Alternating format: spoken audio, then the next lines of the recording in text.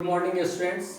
Me myself Dr. Kumar Karthik, Assistant Professor, Department of History, TNB College, Bhagalpur. कल हम लोगों ने पलासी की लड़ाई के विषय में जानकारी प्राप्त की थी और उसी संदर्भ में आज हम लोग देखेंगे कि पलासी की लड़ाई या पलासी का जो युद्ध था उसका कारण क्या था। जैसा कि आप लोगों ने देखा कि पलासी की लड़ाई 23 जून 1757 23 जून 1757 को मुर्शिदाबाद से दक्षिण 22 मील दूर नदिया जिले के गंगा नदी के किनारे प्लासी नामक गांव में ये लड़ाई हुई थी। प्लासी की लड़ाई जिसमें कि दो पार्टियों ने भाग लिया था। पहला भाग एक भाग था जिसमें कि अंग्रेजी सेना थी और दूसरे भाग में बंगाल के नवाब सिराजुद्दौला थे।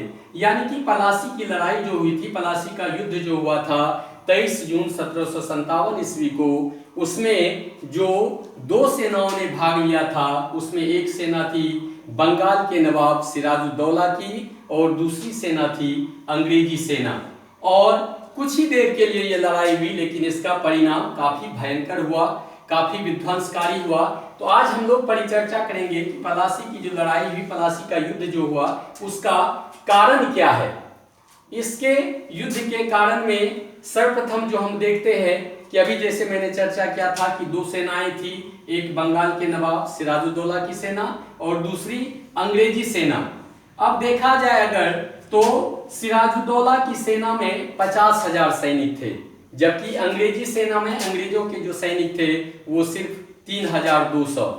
तो ये अकल्पनीय है कि 50,000 की सेना जो कि सिराजुद्दौला की सेना थी, बंगाल के नवाब की सेना की संख्या 50,000, यानी कि उसमें 50,000 सैनिक थे, जबकि अंग्रेजी सेना सिर्फ 3,200 थी। और अंततः इतनी छोटी सेना देकर भी अंग्रेज विजयी हुए। तो इसका कारण क्या था, यानी कि पलासी का युद्ध जो है, पलासी की लड़ाई, उसका कारण क्या है। तो इसको हम लोग देखेंगे कि जैसा कि मैंने कल चर्चा किया था आप लोगों से कि सिराजुद्दौला, बंगाल के नवाब सिराजुद्दौला की सेना में जो उसके भक्त थे, देशभक्त में एक मोहनलाल और मीर मदान थे, जबकि उसी की सेना का नेतृत्व करता हुआ सेनापति मीर जाफर अंग्रेजों से मिला हुआ था, जिस कारण बंगाल के नवाब सिराजुद्दौला की पराजय हुई और अंततः अंग्रेजों की विजय हुई। तो आज हम लोग देखेंगे कि पलासी की लड़ाई, पलासी का युद्ध का कारण क्या था, मेन कारण क्या था। तो पहला कारण हमने दिया है उत्तराधिकार संबंधित आंतरिक कलह। जैसा कि आप लोगों को पता है कि 1756 ईस्वी में 1756 एडी में अलीवर्दी खां की मृत्यु हुई। बंगाल के नवाब अलीवर्दी खां की मृत्यु होती है 1756 ईस्वी में। और जैसा कि आप लोगों को मैंने कहा था, अलीवर्दी खां की 3 पुत्रियां थी, जिसमें कि पहली पुत्री थी घसीटी बेगम, उसके मन में भी राजगद्दी का लोभ था। और अलीवर्दी खां की जो दूसरी पुत्री थी, उसका पुत्र था शौकत जंग, उसके मन में भी गद्दी का लोभ था। और अलीवर्दी खां की जो तीसरी पुत्री थी, उसका पुत्र था सिराजुद्दौला। यानी कि गद्दी के लिए, उत्तराधिकार के लिए और उस बंगाल की नवाबी को प्राप्त करने के लिए 3 व्यक्तियों के मन में अंतर्द्वंद चल रहा था, जिसमें कि पहली थी घसीटी बेगम, दूसरा शौकत जंग और तीसरा सिराजुद्दौला। और जब 1756 ईस्वी में मृत्यु के अलीवर्दी खां की मृत्यु हुई, उसके बाद सिराजुद्दौला बंगाल का नवाब बना, तो इन लोगों के मन में, चाहे वो घसीटी बेगम हो चाहे शौकत जंग हो, इन लोगों ने किसी न किसी षड्यंत्र के सहारे ये कोशिश जरूर करता रहा कि सिराजुद्दौला को बंगाल की नवाबी नहीं मिले। अगर वो उत्तराधिकारी में बंगाल की नवाबी प्राप्त कर भी लेता है तो किसी न किसी षड्यंत्र के सहारे उसको बंगाल की नवाबी पद से हटा दिया जाए। और इसके लिए उन्होंने अंग्रेजी सेनाओं से, अंग्रेजों से भी मदद ली। तो पहला जो हमने देखा ये है पलासी की लड़ाई का पहला कारण है उत्तराधिकार संबंधित आंतरिक कलह, जिसमें कि परिवार के लोग ही, जिसके मन में लोभ था कि किसी न किसी तरह से बंगाल की नवाबी प्राप्त की जाए, उन्होंने सिराजुद्दौला का विरोध किया। और अंग्रेजों की दृष्टि भी बहुत दिनों से बंगाल पर लगी हुई थी कि किसी ना किसी तरह से इस आंतरिक कलह का फायदा उठा करके बंगाल में अपने पांव जमाए जाएं और बंगाल से धीरे धीरे भारत के अन्य क्षेत्रों पर भी अधिकार किया जाए। तो अंग्रेजों की दृष्टि भी इस पर लगी हुई थी और अंग्रेजों को भी इस आंतरिक कलह से फायदा मिलने के चांसेस थे और उन्होंने इसी कारण सिराजुद्दौला के जो विरोधी थे उसके साथ अंग्रेजों ने समझौता किया। यानी दूसरा पॉइंट हम लोगों ने देखा है सिराजुद्दौला के विरोधियों और अंग्रेजों में समझौता। पहला पॉइंट हमने दिया है उत्तराधिकार संबंधित आंतरिक कलह और दूसरा पॉइंट है सिराजुद्दौला के विरोधियों और अंग्रेजों में समझौता। इस क्रम में आपने जैसा कि देखा कि अलीवर्दी खां की पहली पुत्री जो थी घसीटी बेगम, उसका दीवान राजवल्लभ हमेशा अंग्रेजों के संपर्क में रहा और इसी कोशिश में लगा रहा कि किसी न किसी तरह से सिराजुद्दौला को कलकत्ता के बंगाल के नवाब के पद से हटाया जाए। इस कारण वो अंग्रेजों से मिले हुए थे और अंग्रेज भी बराबर इसी कोशिश में लगे हुए थे कि किस तरह से सिराजुद्दौला को बंगाल की नवाबी से हटाया जाए। उसके बाद हम लोग देखते हैं तीसरा पॉइंट ये है अंग्रेजों द्वारा व्यापारिक सुविधाओं का दुरुपयोग। कल मैंने जैसा कि आप लोगों को बताया था कि मुगल बादशाह फर्रुखसियर ने 1717 ईस्वी में मुगल बादशाह फर्रुखसियर के द्वारा 1717 ईस्वी में कंपनी को 3000 रुपया वार्षिक देने के क्रम में निःशुल्क व्यापार की अनुमति मिली बंगाल, बिहार और उड़ीसा में। फर्रुखसियर इसे 1717 ईस्वी में फर्रुखसियर ने कंपनी को निःशुल्क व्यापार करने की अनुमति दी बंगाल में, बिहार में और उड़ीसा में और सिर्फ 3000 रुपया वार्षिक देने पर उसे निःशुल्क व्यापार की अनुमति मिली अंग्रेज व्यापारियों को। और उसने उस व्यापार का जो अनुमति पत्र था जिसे कि आप लोग दस्तक भी जानते हैं, दस्तक का नाम आप लोगों ने सुना होगा, तो फर्रुखसियर मुगल बादशाह फर्रुखसियर के द्वारा 1717 ईस्वी में जो व्यापार संबंधित अनुमति पत्र दिया गया उसे दस्तक के नाम से भी जाना जाता है। और बाद में दस्तक का उन लोगों ने दुरुपयोग करना शुरू किया।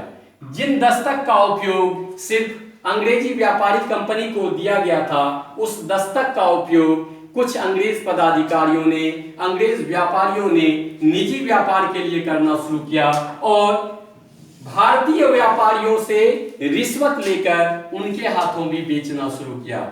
तो ये भी एक कारण है और इसे आप एक महत्वपूर्ण कारण में से समझ सकते हैं कि दस्तक का या अनुमति पत्र का दुरुपयोग जो है अंग्रेजी व्यापारियों के द्वारा किया गया, जिसने सिराजुद्दौला को काफी नाराज किया कि न सिर्फ कंपनी व्यापारिक सुविधाओं का फायदा ले रही है ईस्ट इंडिया कंपनी, बल्कि कुछ निजी अंग्रेज अधिकारी, निजी अंग्रेज व्यापारी और साथ ही साथ भारतीय व्यापारियों से भी रिश्वत लेकर के उन्हें ये दस्तक बेच दिया जाता था और वो भी इसका गलत फायदा उठाते थे, जिससे कि राजकोष को हानि पहुंचती थी और बंगाल के भू राजस्व में, बंगाल के राजस्व में हानि पहुंचती थी और आर्थिक घाटा होता था।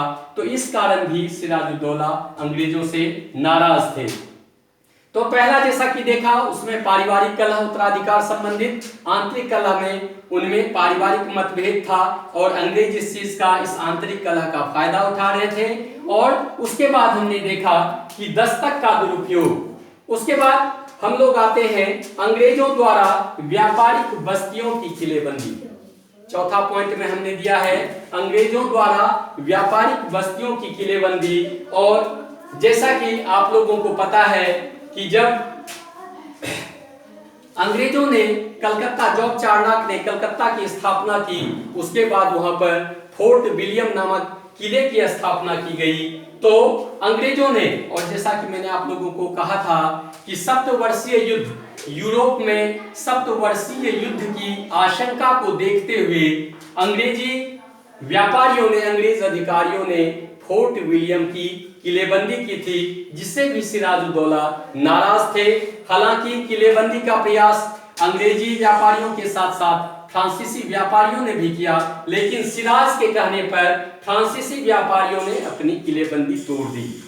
अंग्रेज व्यापारी और अंग्रेज अधिकारियों ने जो फोर्ट विलियम की किलेबंदी की थी, उसी तरह से फ्रांसीसी व्यापारियों ने, फ्रांसीसी अधिकारियों ने भी किलेबंदी की थी और अपनी बस्तियों की। लेकिन बंगाल के नवाब सिराजुद्दौला के कहने पर फ्रांसीसी अधिकारियों ने अपनी किलेबंदी तोड़ दी, जबकि अंग्रेजों ने फोर्ट विलियम की किलेबंदी को नहीं तोड़ा, जिस कारण भी सिराजुद्दौला नाराज थे।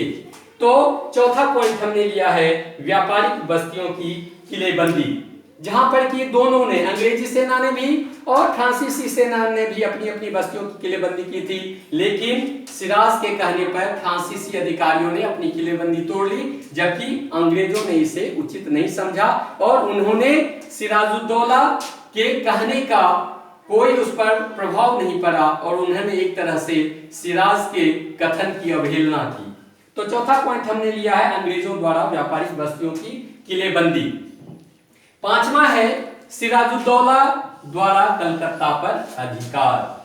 अब यहां पर देखा जाए तो सिराजुद्दौला शुरू से ही परेशान, अपने पारिवारिक कलह को लेकर के, फिर अंग्रेजों के साथ उसके जो विरोधी थे उनके साठगांठ को लेकर के, और फिर अंग्रेजी व्यापारियों द्वारा दस्तक के दुरुपयोग को लेकर के, और फिर साथ ही साथ व्यापारिक बस्ती और फोर्ट विलियम की किलेबंदी को लेकर के भी सिराजुद्दौला नाराज थे और वो चाह रहे थे कि अंग्रेजों को किसी ना किसी तरह से आत्मसमर्पित करवाया जाए, जिससे कि वो उसका विरोधी नहीं रहे।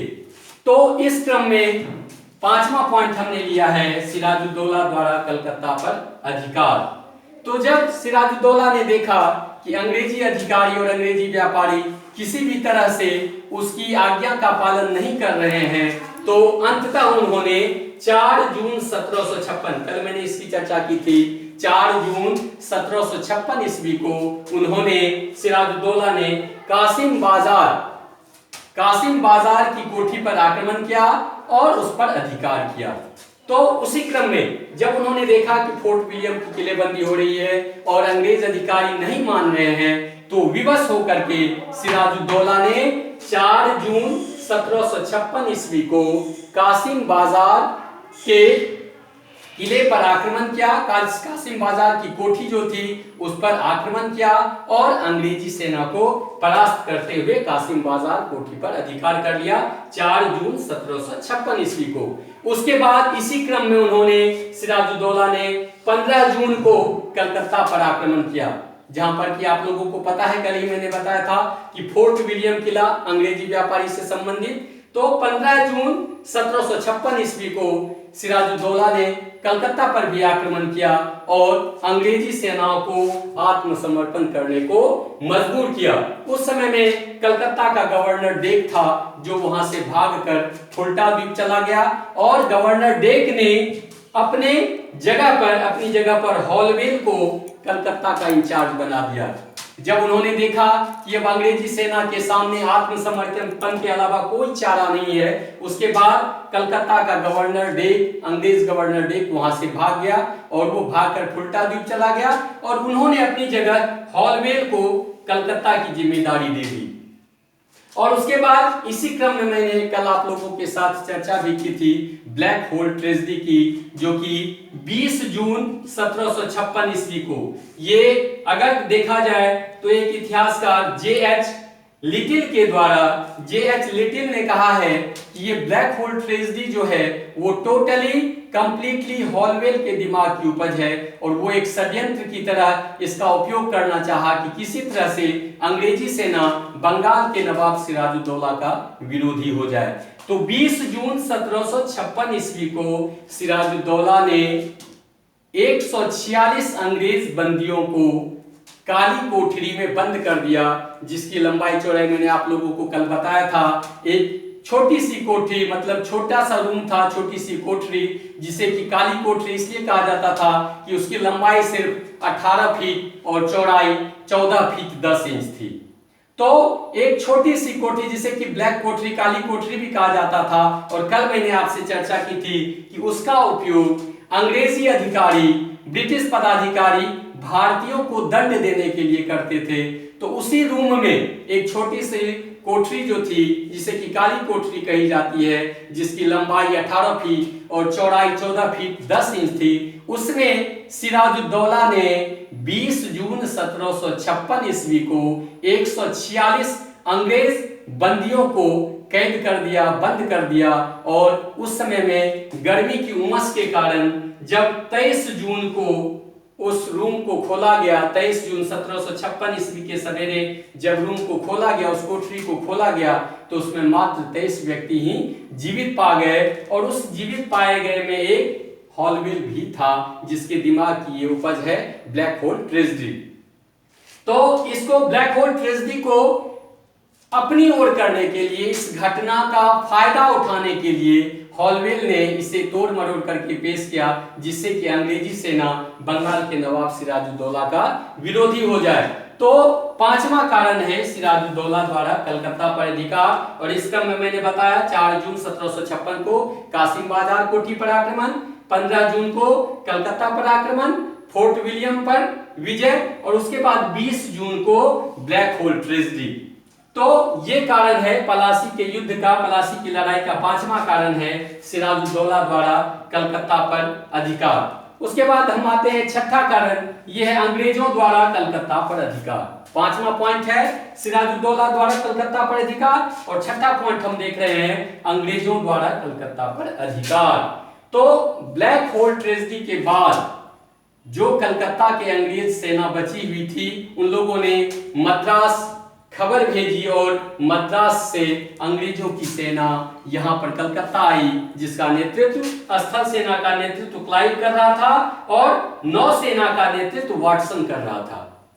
अंग्रेजी सेना जो मद्रास से आई थी कलकत्ता की स्थिति को संभालने, यानी कलकत्ता पर जीत हासिल करने के लिए, उस सेना में स्थल सेना का नेतृत्व क्लाइव के हाथ में था और नौसेना का नेतृत्व वाटसन के अधीन था। और जब यहां पर पहुंची है कलकत्ता अंग्रेजी सेना, तो उन्होंने 2 जनवरी 1757 ईस्वी को कलकत्ता पर अधिकार फिर से कर लिया। तो जो कि 20 जून 1756 ईस्वी में जो ब्लैक होल ट्रेजेडी हुआ था, उसके विरोध स्वरूप, उसके प्रतिरोध स्वरूप अंग्रेजों ने मद्रास से अपनी सेना बुलवाई, और उन्होंने 2 जनवरी 1757 ईस्वी को कलकत्ता पर अधिकार कर लिया।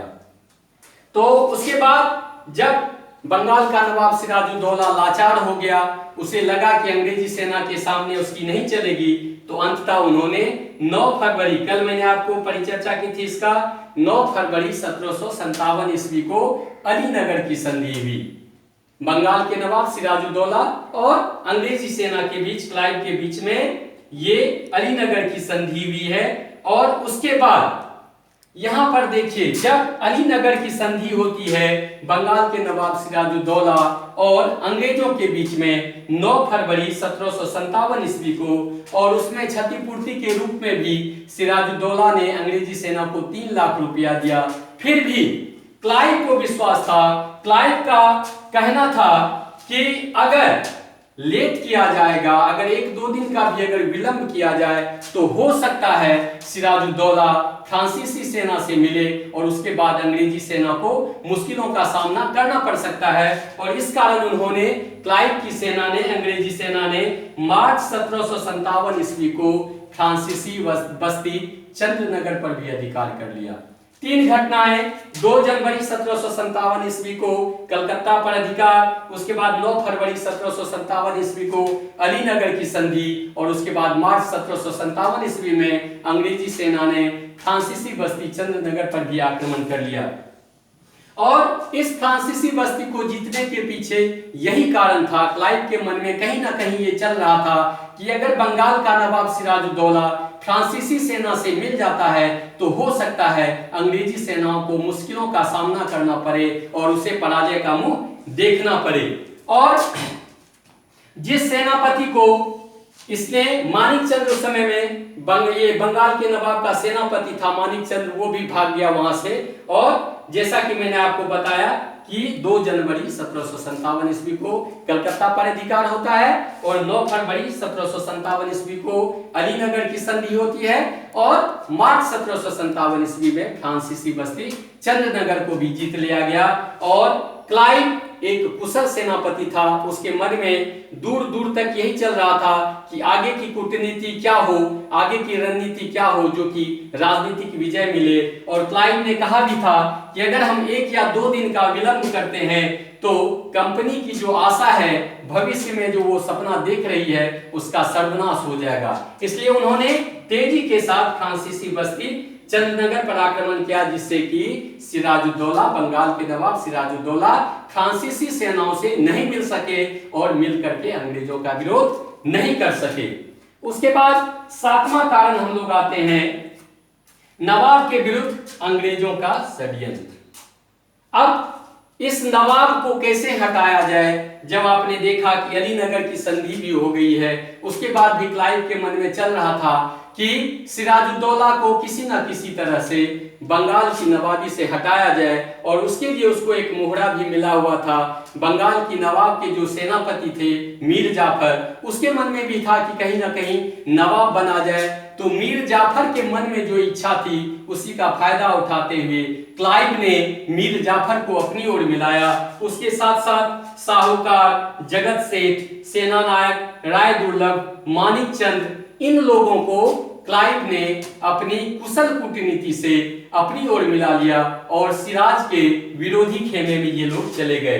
तो षड्यंत्रकारियों में सेनापति मीर जाफर, सेनानायक राय दुर्लभ, उसके बाद साहूकार जगत सेठ, मानिक चंद, और जून 1757 ईस्वी के शुरू में ही अमीचंद नामक व्यापारी, जून 1757 ईस्वी में, जून 1757 ईस्वी के शुरुआत में ही अमीचंद नामक एक समृद्ध व्यापारी था। उन्होंने ही मीर जाफर और क्लाइव के बीच में समझौता करवाया था।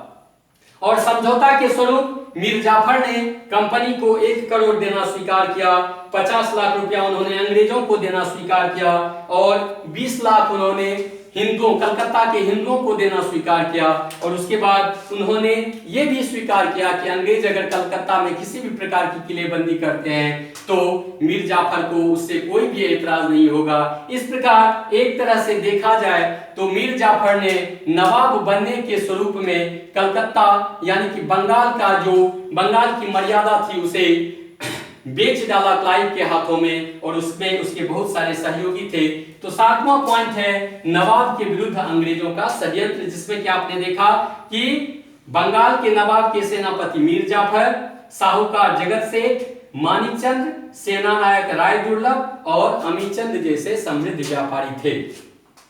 और आरसी मजूमदार नामक इतिहासकार का कहना है कि जिस समय में इस षड्यंत्र का बीजारोपण किया जा रहा था, उस समय में कहीं ना कहीं से सिराजुद्दौला को इसकी भनक लग गई थी कि मेरे अगेंस्ट में मीर जाफर को नवाब बनाए जाने का षड्यंत्र चल रहा है। उस समय में अगर सिराजुद्दौला ने कुशल कूटनीति या राजनीतिक चाल का परिचय दिया होता और मीर जाफर को कैद कर लेता, तो हो सकता है कि बाकी षड्यंत्रकारी भी अपने आप फील्ड से पीछे हट जाते। लेकिन उन्होंने इसके विपरीत मीर जाफर के पास जाकर के अलीवर्दी खां के संबंध में उसके साथ विनती की, उसके संबंध का वास्ता देते हुए विद्रोह न करने की दलील दी, लेकिन उससे कोई असर नहीं पड़ा। तो आरसी मजूमदार का कहना है कि यदि उस समय में सिराजुद्दौला ने हिम्मत का परिचय दिया होता तो हो सकता है कि जैसे ही वो मीर जाफर को अरेस्ट करता, मीर जाफर को कैद करता, तो बाकी विद्रोही भी शांत हो जाते।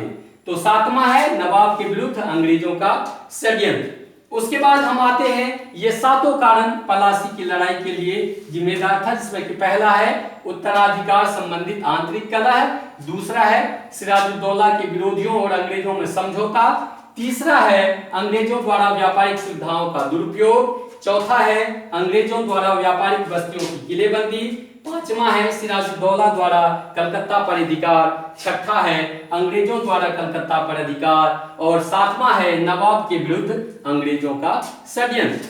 और उसके बाद जैसे ही षड्यंत्र का काम पूरा हुआ वैसे ही युद्ध की घटनाएं शुरू हुई और क्लाइव ने आरोप लगाना शुरू किया बंगाल के नवाब सिराजुद्दौला पर कि वो अलीनगर संधि की अवहेलना कर रहे हैं। अलीनगर की संधि जो कि 9 फरवरी 1757 ईस्वी को हुई थी अंग्रेजी सेना और बंगाल के नवाब सिराजुद्दौला के बीच में, तो क्लाइव ने आरोप लगाया, क्लाइव को अब कोई ना कोई बहाना चाहिए था कि किस तरह से बंगाल के नवाब सिराजुद्दौला को पराजित कर मीर जाफर को नवाब बनाया जाए। इसलिए उन्होंने बहाना शुरू किया और उन्होंने आरोप लगाया सिराजुद्दौला पर कि वे अलीनगर संधि जो कि 9 फरवरी 1757 ईस्वी में अंग्रेजों और बंगाल के नवाब सिराजुद्दौला के बीच हुई थी, उसकी अवहेलना कर रहे हैं और अंग्रेजी सेना के विपरीत, अंग्रेजों के विपरीत वे फ्रांसीसी और डचों की सहयोग ले रहे हैं, डचों का सहयोग ले रहे हैं। यानी कि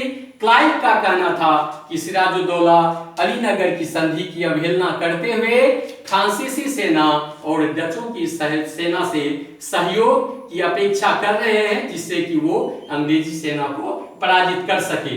और ये विरोध करते हुए, जबकि सिराज ने इसका खंडन किया, फिर भी अंग्रेजी सेना को मौका चाहिए था। और जैसा कि मैंने आपको कहा कि 23 जून 1757 ईस्वी को मुर्शिदाबाद के दक्षिण में 22 मील दूर नदिया जिले में भागीरथी नदी के किनारे प्लासी नामक गांव में दोनों सेनाएं आमने सामने हुई, जिसमें कि एक और बंगाल के नवाब सिराजुद्दौला की सेना, जिसमें कि गद्दार सेनापति मीर जाफर थे, और दूसरी ओर अंग्रेज की सेना। और क्लाइव ने अपनी कूटनीति से बंगाल के नवाब की सेना में जो भी पावरफुल लोग थे, जो भी सेनापति और सेना नायक के महत्वपूर्ण पदों पर थे, उन्हें अपनी ओर मिलाया और कुछ ही देरों में इस युद्ध का निर्णय हो गया और अंग्रेजों की विजय हुई। युद्ध में पराजय का समाचार सुनने के बाद वहां से सिराजुद्दौला भाग चला, और लेकिन भागने के क्रम में ही उसे बंदी बनाया गया और अंततः मीर जाफर के पुत्र मीरन ने उसकी हत्या कर दी। तो इस प्रकार हम देखते हैं कि पलासी युद्ध का कारण जो है और पलासी युद्ध की घटनाएं, वो देखने में एक साधारण सी घटना लग रही है। इस युद्ध को अगर देखा जाए तो कारण भी कोई महत्वपूर्ण नहीं है, युद्ध की घटनाएं भी कोई महत्वपूर्ण नहीं है, लेकिन जब इसके परिणाम पर हम लोग कल चर्चा करेंगे तो पता चलेगा। और जैसा कि मैंने आपको कल बताया था कि पलासी का युद्ध देखने में एक छोटा सा युद्ध है, लेकिन भारतीय इतिहास और इतिहास के महत्वपूर्ण युद्ध की घटनाओं में इसका विशिष्ट स्थान है पलासी का युद्ध का, और खास करके ये परिणाम को लेकर के काफी विशिष्ट स्थान रखता है पलासी का युद्ध। तो कल हम लोग देखेंगे कि पलासी के युद्ध का, आज हम लोगों ने कारण देखा, और कल देखेंगे कि पलासी का युद्ध, पलासी की लड़ाई का परिणाम क्या हुआ। कल मैंने आप लोगों के साथ चर्चा की थी, तो उसमें टोटल मैंने पलासी के युद्ध के इंसिडेंट के बारे में, घटनाओं के विषय में बताया था, और आज मैंने आपको बताया कि पलासी की लड़ाई, पलासी का युद्ध जो था उसका कारण क्या था। और कल हम लोग चर्चा करेंगे कि इस पलासी की लड़ाई या पलासी के युद्ध का, बैटल ऑफ प्लासी का परिणाम क्या हुआ, रिजल्ट क्या हुआ। आज इतना ही। Okay, thanks.